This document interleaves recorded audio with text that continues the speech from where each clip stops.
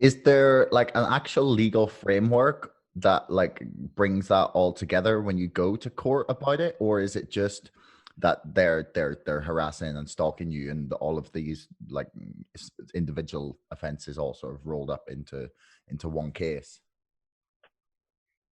Right, that's a really good question, actually, because currently, so the reason we were visiting politicians is we wanted to get an organized stalking bill on the table, which didn't, it hasn't happened up to this time, but there, between California law and federal law, I mean, it's all covered. It's just that it's about, I think there's 10 state laws that are broken, and I think there's 2 or 3 federal laws. So it's kind of a combination. So it would be a kind of thing that if I was going to prosecute some of my perpetrators, we would be going in and it would be, you're accused of breaking law number A, law number B, law number C, law number D, which does happen in other cases. Mm. So, and then there's the RICO. I mean, RICO is a federal law that is all about organized crime. So there's a lot of sections under the RICO law that apply. Yeah. I mean, the RICO law is that if you can prove that they used, like if that you can prove that the money from people was all connected, then you can charge them all with the same crime, right? There's the Dark Knight. That's part. That's in the Dark Knight. Yeah. Mm. Yes, that's part of it, but it has a lot of different sections. It would be impossible for me. Okay, yeah, but generally But it's about definitely. prosecuting like a group of people for the same crimes. Okay. So, Yes, and your mention of money involvement is huge. Yes, in mm. that law.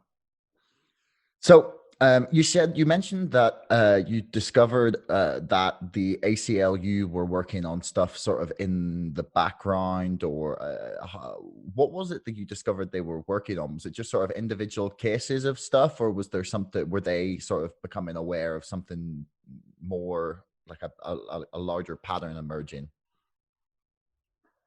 Yes, the larger pattern for sure.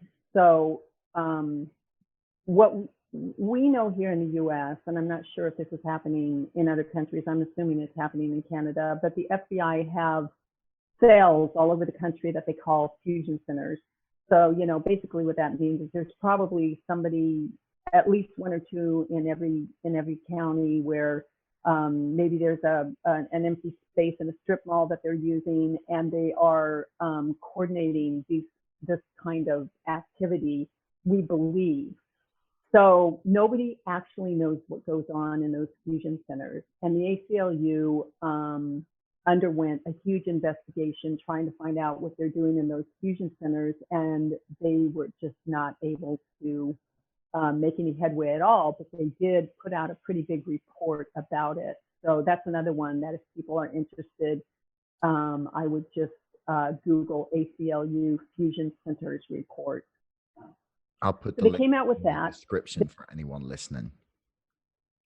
Oh, great. Thank you.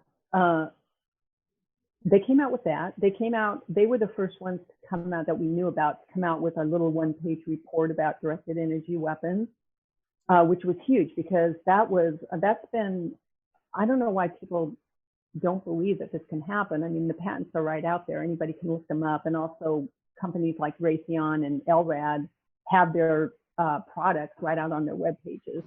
But the ACLU was the first one we know of that came out with a little 1-page report about these weapons. And of course, Niels Meltzer in his report really goes into that. But then the ACLU came out with the Trapped in the Black Box, and that is full of really good information and tells us that they are really looking into this. We did give a presentation to the ACLU, and the man who we presented to got really excited about it. He said, I'm very, very interested in this. I want to follow through, etc. But what the ACLU does is if you have a bill proposal, they will lobby for you. So we did have a bill proposal, but then we didn't because the senator didn't pick it up for his packet. So we didn't end up continuing to work with the ACLU, but we have a relationship there, which is great.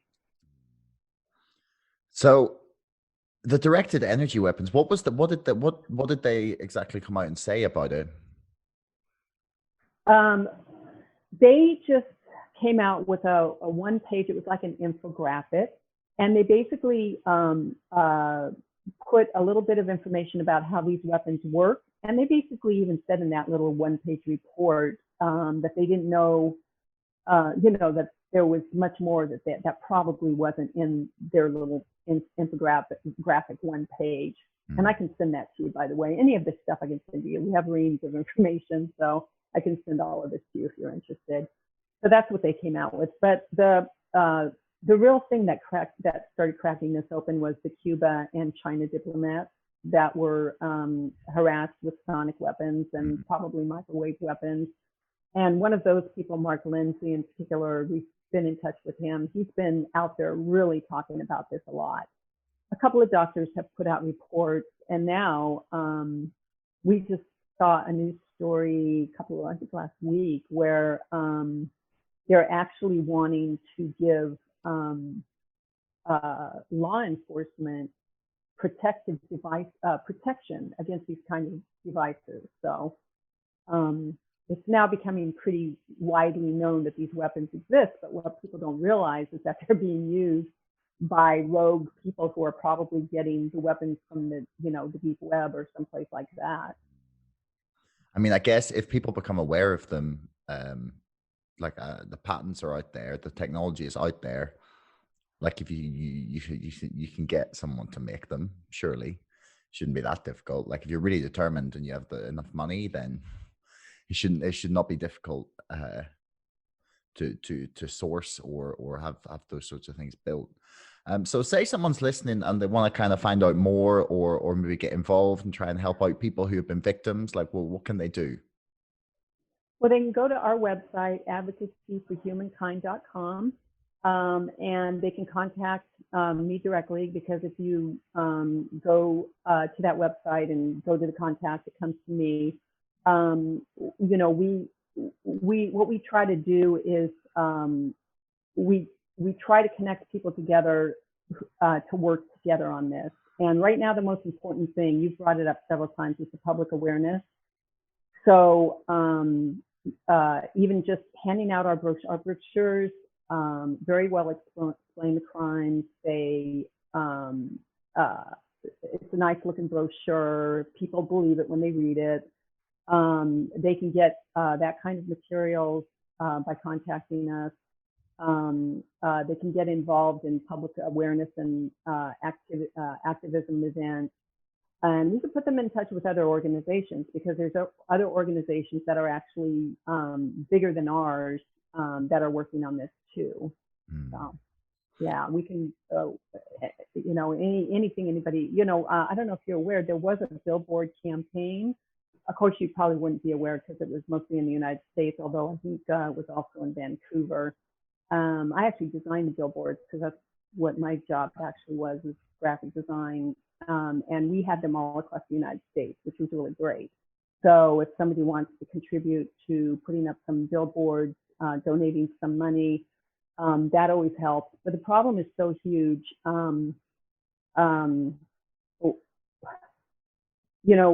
me, I like to be focused on how do we bring together people from organizations like the ACLU and Amnesty International and get people on board with really working on these crimes. But we also get so many emails from people who are just suffering. So another thing that we need a lot of is people to provide support for those people, because I can only handle so many of those calls. And even though we have a support group, only a handful of those people will take the calls. It's very hard to be on the other side of these calls. So if there's anybody out there who has I would say, therapy type training, who's willing to put a few hours a week into talking to somebody who's extremely traumatized, that could really help. But yeah, if they contact me, I can guide them in the right direction or give them work to do. I always tell people, oh yes, I can give you punches to do. thanks so much for listening.